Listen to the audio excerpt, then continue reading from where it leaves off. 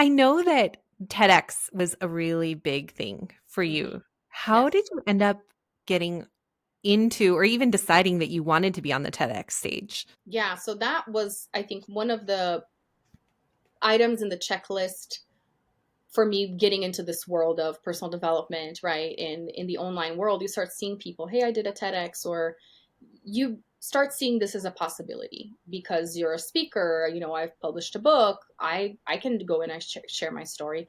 And I had started applying to several at one point. Like I was working with somebody that was like, oh, this is how you do it. I already, got to do mine and I can help you.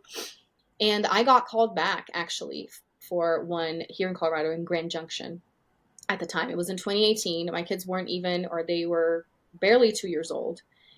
And and at the time, pre-pandemic, they wanted to do an in-person audition. So it wasn't even, they called me back. They were like, we really like your application. We want you to come in person to audition. And I remember at the time being like, there's no way I'm going to drive, 3 hours to audition when I have three 2-year olds.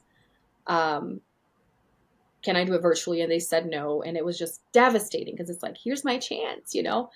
But then Mhm. at the same time, I was like, it's going to happen when it's supposed to happen. I'm just going to focus on building my business because I need to bring in income with this. I need to figure out my path. And so I never minded it for a while.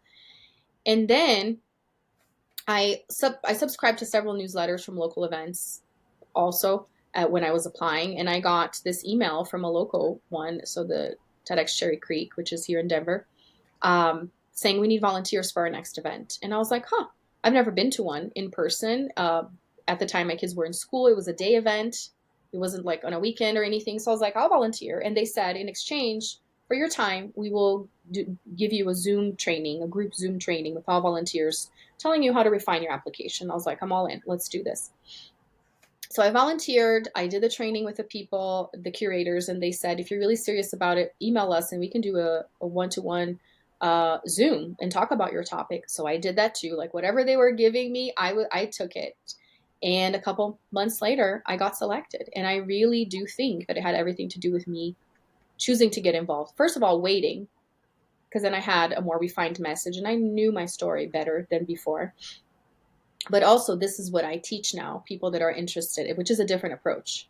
I've never heard of anybody else teaching it this way. Because usually they say, get the spreadsheet, look at all upcoming events in America. If you get selected for one in Alaska, which I don't even know if they have it, but just as an example, go. And my approach was, I'm a mom to triplets. I'm not going to pay for a plane ticket and a hotel because it's a non-paid opportunity and you don't have to pay for it either, but still, um, I'm going to do it. It has to be local so that, somebody can be watching them while I go or whatever. And that's exactly what happened. And that's what I've been able to help clients do too, is find stuff close to them. And it was an amazing experience.